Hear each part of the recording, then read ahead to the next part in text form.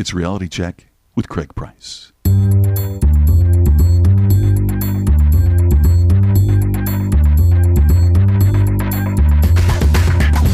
I'm an idiot. 4 minutes in and I'm already wrong. I'm like a monkey. Hello, look at me. Craig, shut up. Hey, I need you guys to do these things. You're like a beautiful mind. I'm more like Forrest Gump. So Welcome to another Reality Check with Craig Price. This week, returning guest Avish Parashar talks about his new book, debuting today. That's right, debuting today, February 28th. Say Yes And it's a book about opening your mind to new ideas by simply saying yes and. Now, Avish, as you know from our past episode with him, he has a background in improvisation. And what he's done in this book, Say Yes And, is he has applied the yes and technique that they use in improv and applied it to many aspects of business, customer service and sales, all these things. And so what he's done is he's created this mindset of being open to yes and. Now, he certainly comes at things at a different perspective than I do, but then most people see things differently than I do. It certainly explains some things when I talk to my accountant. But I have never been a yes and person. That's just not me. And when I did improv in the past and in another life, well, I understood the concept. Saying yes all the time never really appealed to me. That movie Yes Man with Jim Carrey, that thing drove me crazy because agreeing to all that stuff can just be a real drain. And we talk about this in the podcast coming up, that not every yes and is an unbelievable opportunity. It can be a real drain emotionally and physically, but thankfully, Avish isn't taking that blindly optimistic approach. He is much more practical and reality-based. Thus the reason, he's on today's podcast. That's why he's on Reality Check. You can get his book on Amazon, and you can go to his website, Say Yes And. I highly encourage you to do so. But if you need more convincing, we can go to the interview. So, without any further ado, let me give you Avish Parashar.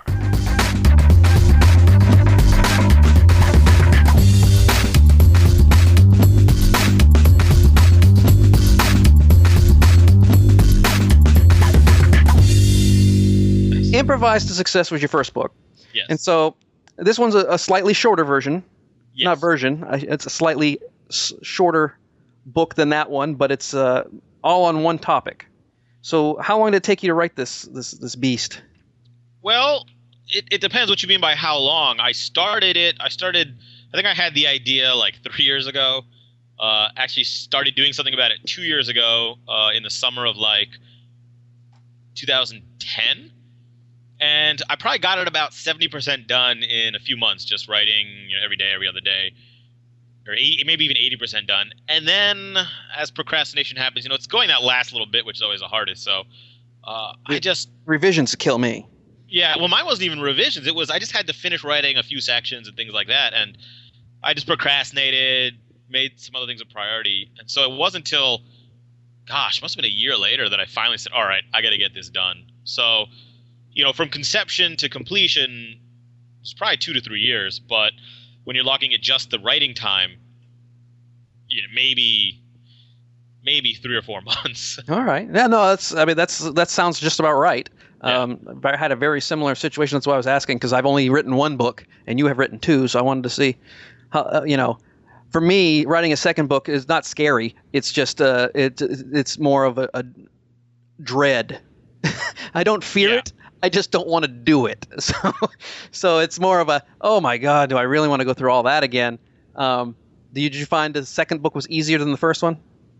I find it was, because not only was it a second book, but when I wrote the first book, I had just had the book. I had done some article writing, but the book was the major piece of writing. Since then, so before I wrote the second book, I started a blog where I was writing very consistently. So the act of writing had gotten much easier for me.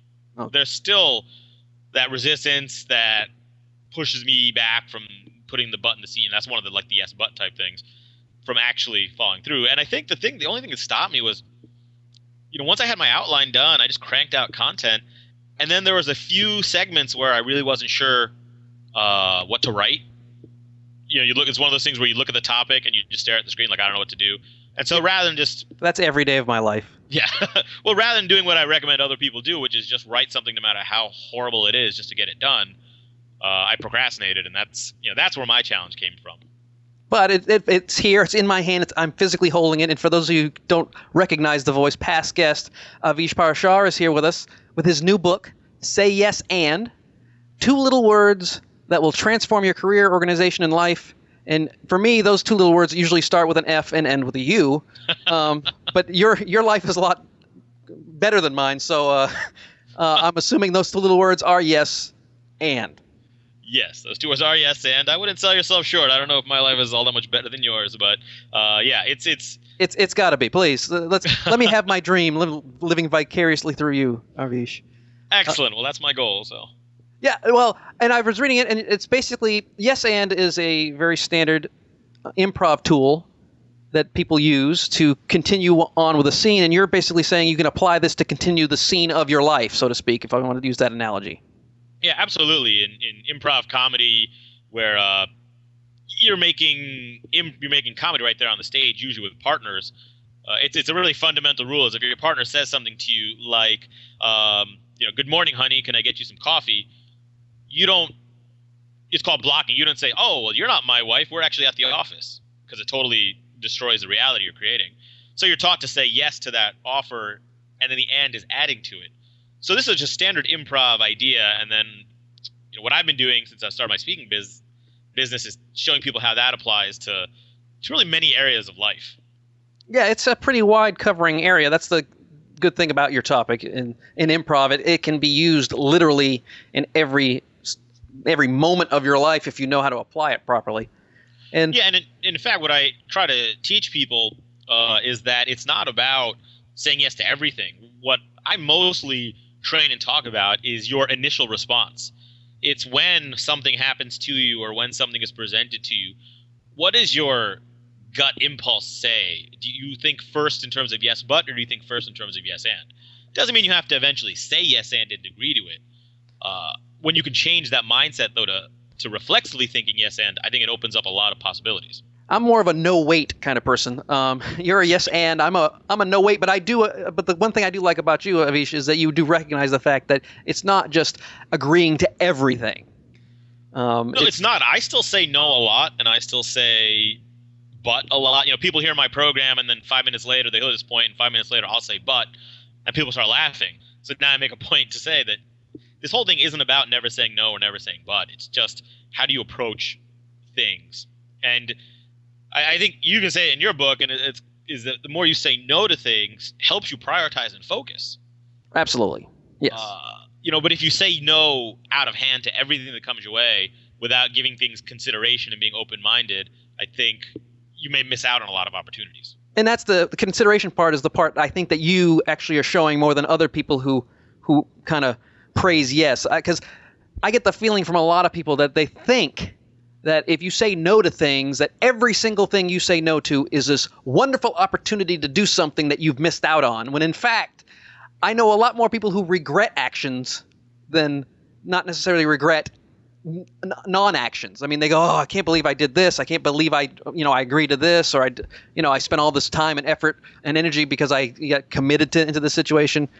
You do have to be open to new experiences, but it's also you've got to make sure that you can recognize which experiences are actually going to have value. Right, and I think I'll agree with you in the short term. I think in the long term, we regret the thing. I think when you look back on your life, you tend to more regret the things you didn't do. You're like, "Oh, I had that opportunity, I didn't take it." I think in the short term, yeah, you're much more likely to say, "Man, I wish I just stayed home tonight instead of saying yes to my buddy." And I think that's where, like you said, that no wait or that consideration comes in is, am I going to regret this down the road? Or am I just saying no because I'm afraid of taking a chance, or I don't want to try something new, or I'm just a little tired right now? Right, because like I said, this whole concept that, if you say no to something that you're going to miss out on something, or if you say yes to something, you're going to be like in my situation. If I tell people, think about what yes means. Now, that doesn't mean every time you say yes, it is going to be a horrible experience that you regret. Just like if you say no, it's not going to be some horrible, this wonderful experience you missed out on. It's always about consideration and taking a second to think. That's all I ask. Yeah, and I agree that with what you said before about it's not just about saying yes arbitrarily to everything. It's not about just being overly positive that every opportunity is going to be great. And in fact, that's what I like about yes and versus yes. is Just that a yes straight is- out yes. You're not a friend of straight out yes. I'm really not when it comes to improv comedy. And I've been finding with working with organizations that, what I say is one of the most destructive things on a team is a really negative person. Like not the one who's being a voice of wisdom, but the one who just shoots down every idea right out of the gate. To me, the second most destructive person though is the person who just agrees to everything and just says yes. Yeah, the yes men. That was those people are dangerous. Yes, exactly. And the yes and why I like the yes and is it's me agreeing or at least considering your idea. The and is me adding my own input, advice, spin. So to me, that's where true collaboration comes from. It's not from like one person giving ideas and everyone else saying yes. It's from one person starting with an idea and then other people saying yes and adding their bit to it. And that's how collaboration happens. So you have to be willing to not just agree, but to add and move forward. Now, for someone like myself who is a no wait kind of person, though I will. That wait part is me saying, let me listen to you.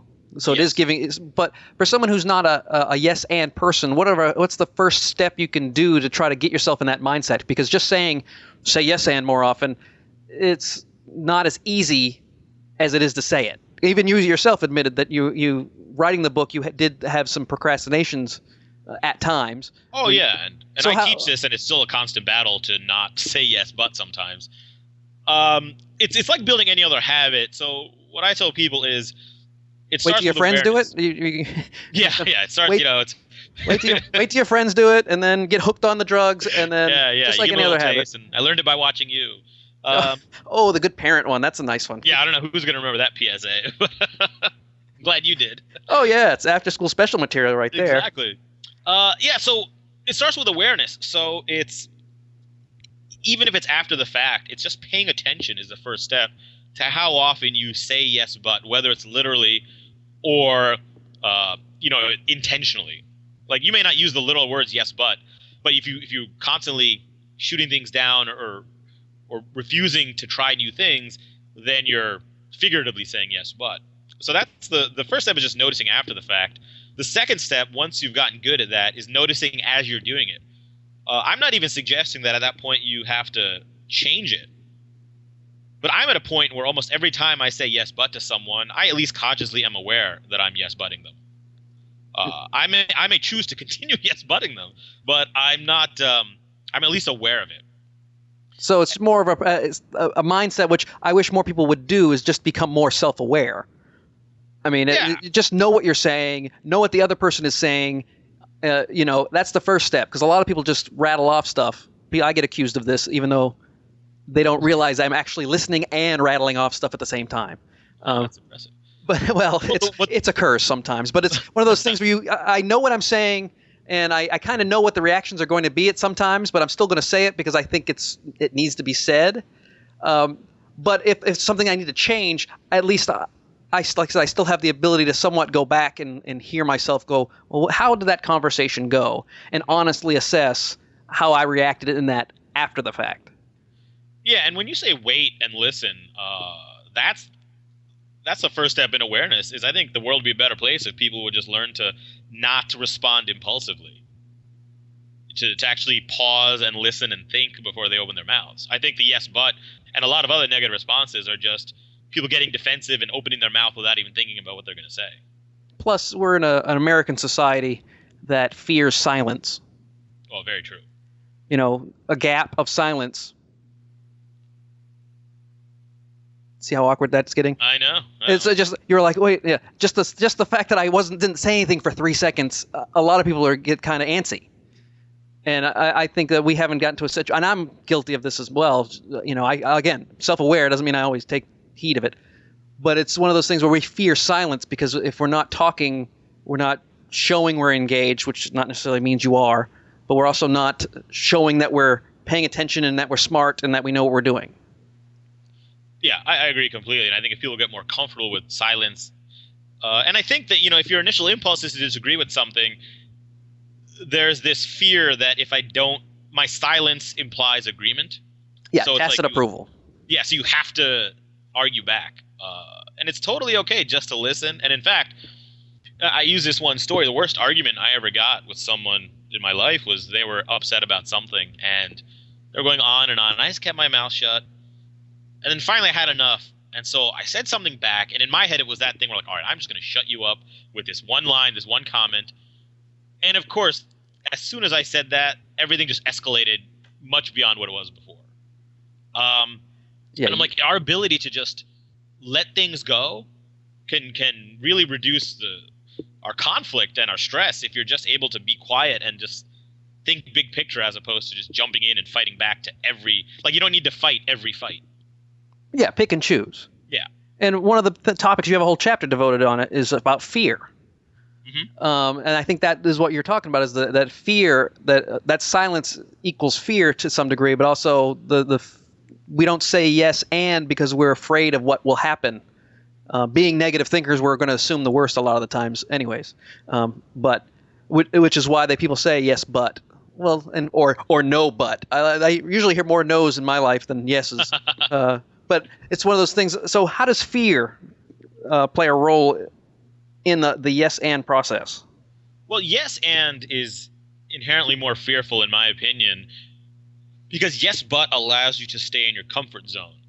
In fact, not every, but most yes buts are you saying, yes, that's a nice idea, but I'm going to stay in my comfort zone. What you're offering me or what you're suggesting is outside of what I'm comfortable with.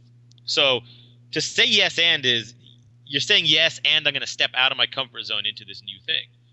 And so that's uncomfortable, which makes us afraid of the discomfort. There's also uncertainty. When you're out of your comfort zone, you don't know what's going to happen. And for so many people, uncertainty equals fear. Well, sure. It's the fear of change. Just mm-hmm. something changing. It could be a change for the better, but as soon as people hear change, they start getting afraid. Oh, yeah. I mean, how many people do you know they get a new job and it's it's going to be a better job with more money, better environment, better work.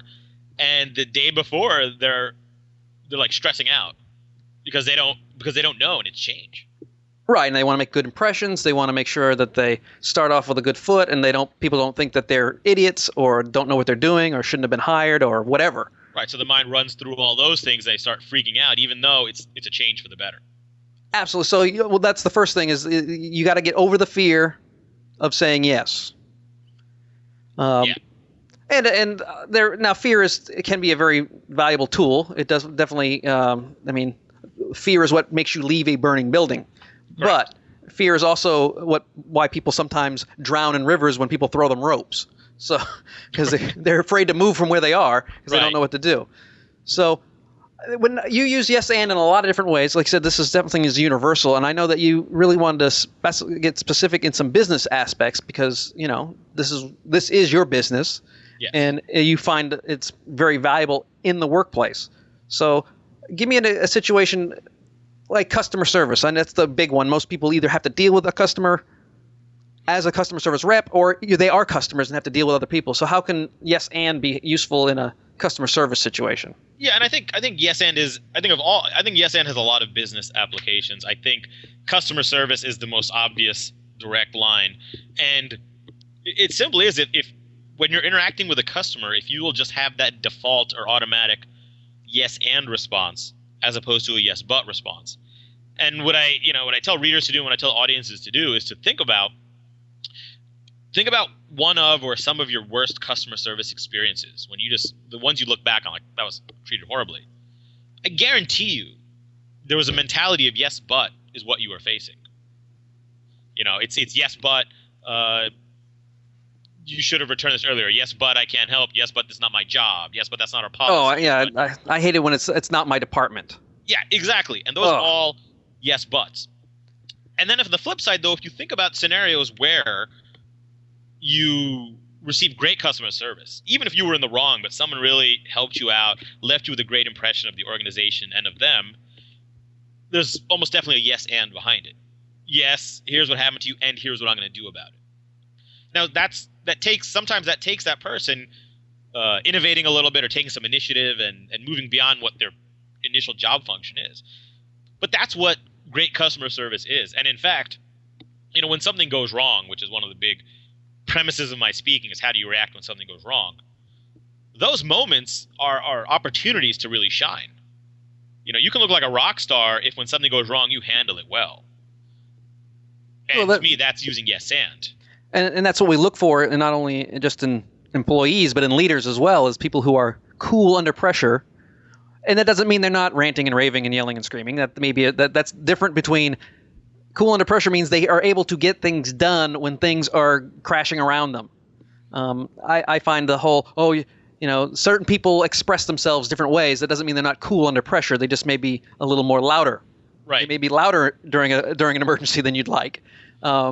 It reminds me of here in Houston, we had a situation with the Hurricane Ike. It came through, and some volunteers came through from Georgia. The electric company in Georgia sent volunteers over and to cut trees and do all this stuff. And the mayor shows up, the mayor of Houston shows up, and they're all just kind of sitting around. And he's like, let's get this stuff going. He dropped an F-bomb or two, but he got everybody moving. And then, of course, the city or the state of Georgia demanded an apology. And it's like, well, under pressure, he was able to motivate people, necessarily the way you'd like or the way you'd like to see it happen. But it's keeping his head and saying, look, this is what we got to do. Obviously, he did it in a way that they actually did it. They didn't just say, oh, we're helping. Screw you, we're leaving. I find people always think they have to be this, calm, polite, wonderful, sweet person. And when you have like Steve Jobs that everybody loves is the worst example of that. Yeah. So well, I think the problem comes, and this is a little bit beyond the yes and, but it's a good topic, is that I think the problem comes whenever anyone tries to apply a universal approach. And if you're the leader, yeah, you can just be yourself, which is great. But every single person you're trying to motivate has a different motivational style.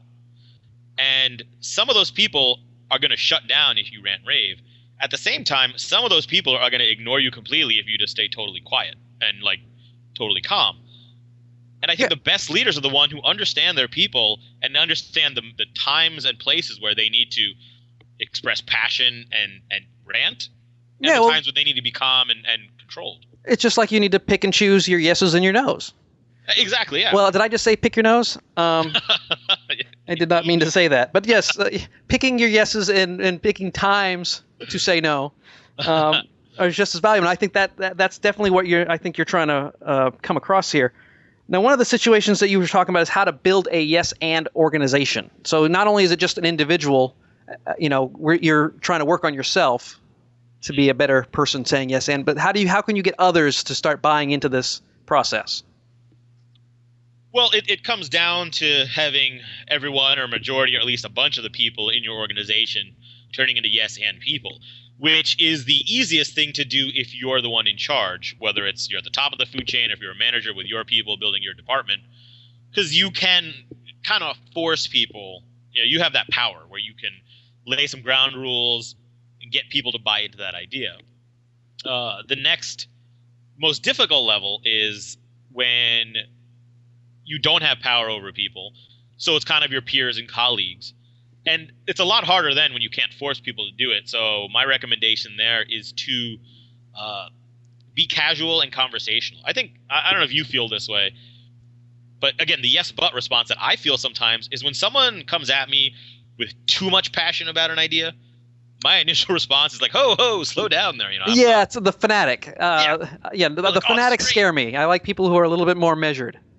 Yeah, and so my recommendation there is, and again, it's also starting with the low-hanging fruit, right? You probably know, just if you're an employee and you have a department, you could probably rattle off the top of your head the 3, 4, 5 most likely people to embrace this idea. And, this kind of a social proof thing. Once you approach them and say, here's something I want to try, how do you feel about it? And pick environments, Like you said, you're not going to make a wholesale change. I think one of the most useful places to start implementing yes and instead of yes but is in meetings, especially brainstorming, problem-solving type meetings, where the yes butter has a place, but I think the yes butter's place is later, once the creativity's had a chance to play out and ideas have formed. Yes, and I'm me, I'm a big advocate of that. Of it's called critical thinking, but actually critical thinking is a process. I like to tell people to have these brainstorming sessions and without any criticism is what just get the ideas out and then bring everybody back and take a look at the ideas and start shooting holes into them. Now that's a more measured and more, structured way of seeing which of these ideas actually has merit versus just shooting ideas as they come out, because then what you're gonna do is you're gonna make people not give up information. They're gonna, every time someone says something and another person shoots it down, well, who's gonna be next? Not me. Yeah, and the other problem with that is a lot of times the best ideas come from hearing someone else's idea and then you building off of that, which is the yes and. I find in creative brainstorming sessions sometimes what happens is while one person is stating their idea and the person at the board is writing it down, everyone else is listening to it a little bit, but they're also in their own head thinking about their own ideas. And, in improv comedy, people wonder, how do those improv comedians think so quick and come up with stuff so fast? And what I learned, it took me years to figure this out, is that they approach it almost from a very Zen martial arts kind of empty mind standpoint. Oh, I've met some improv people. Empty mind is definitely a good description. What we do. But instead of really thinking far ahead or planning anything, you just kind of stay open to whatever the person's saying to you. And then that, if you can stay kind of calm and empty, it spurs creativity. Like, it'll spark a creative idea for you. So you don't need to sit there and really stress to think of an idea if you're willing to be open, listen to other people's ideas, and see what sparks that creates. But you definitely advocate starting small and like a meeting instead of just making it a widespread policy. But start small, get a couple people that you know to start kind of seeding the idea, and then let it foster from there. Yeah, and even if you're the one in charge, you can't force people to change their underlying mindset. Right. You can influence it, but if someone doesn't do what you want them to, your response to that could be a yes but, which would be a mistake. Like if you're the leader and you say, okay, at this meeting we're going to do things this way, and then you start criticizing and reprimanding people for not saying yes and, you're kind of yes butting them. Yes, it's like positive people who think negative thinking is not useful. Well, that's very negative. Yeah, exactly. That's kind of but absolutely, if you're forcing people to do something when you're trying to be open by closing them down, you're definitely being a hypocrite right there at the moment. Yeah. Yeah, and the one approach, if you're trying to get someone else to your point of view, whether it's about this or anything, is the one thing is you can't yes but a yes butter. So is that like you can't bullshit a bullshitter? Pretty much, yeah, because they're really good at it. And oh yeah, when someone says yes but to you and you yes but back, all you're doing is digging heels in deeper. Plus, you're playing into their wheelhouse. Exactly, they're better at it. So you need to, and this is the hardest thing in the world too. This takes practice. Is to yes and a yes butter. So if someone gives you a yes but, your initial instinct may very well be to argue back because they're wrong and you've got this great idea. But all that's going to do is make them feel stronger in their conviction. So the nuance you need to develop is the ability to take their yes but and respond with a yes and. It's very much like a deflection where you're not fighting force on force, but rather you're deflecting their force a little bit and approaching it from another angle. Yeah. Well, that makes perfect sense to me. Like I said, I like the way you approach this because this has the trappings. Not that it does. I mean, but it could easily have been one of these sugar-coated cotton candy. You can do anything kind of situation. And while it is a very uplifting and straightforward and positive book, it is grounded in a lot of reality, which I certainly appreciate as a person who usually despises the cotton candy fluff bullshistic medicine stuff. Well, thank you. And I actually read the book, which is unusual for me because I usually can't get through about half of them. I give it a college try, which means I usually get drunk first and then start reading them. This one was very well written. It's thankfully it's not very long, which is very helpful. I think people overdo it nowadays with books. They've got to be 300 pages, and they don't. Yeah, I had that mentality. I was a little concerned, and I thought, at this length, I think people will actually read it. Yes, exactly.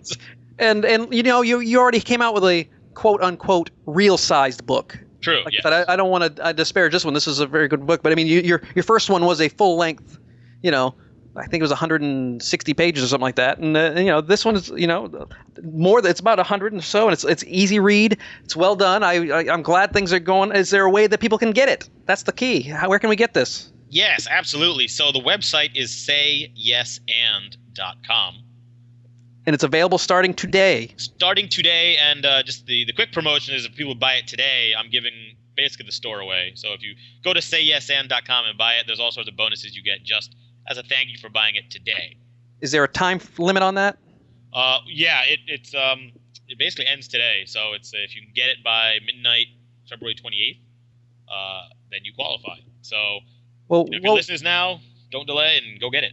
Well, for the people who've moved past that, email me directly. I will try to work something out with Avish to get you some little goodies as a reward for listening.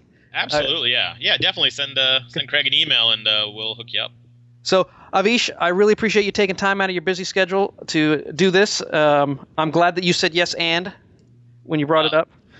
And if there's anything that I can do for you, ask someone else. But again, I really appreciate it. This is a really good book. It's called Say Yes And, 2 little words that will transform your career, organization, and life. Thanks, Avish. Thank you, Craig. I want to thank Avish once again for coming on the show. Always welcome to have Avish on. And remember, the book is Say Yes And. You can find it at sayyesand.com or amazon.com. Go buy it today and help yourself be better. Help the podcast get better. Email me, Craig at speakercraigbryce.com with any questions or comments, guest suggestions, anything at all. Have a great week.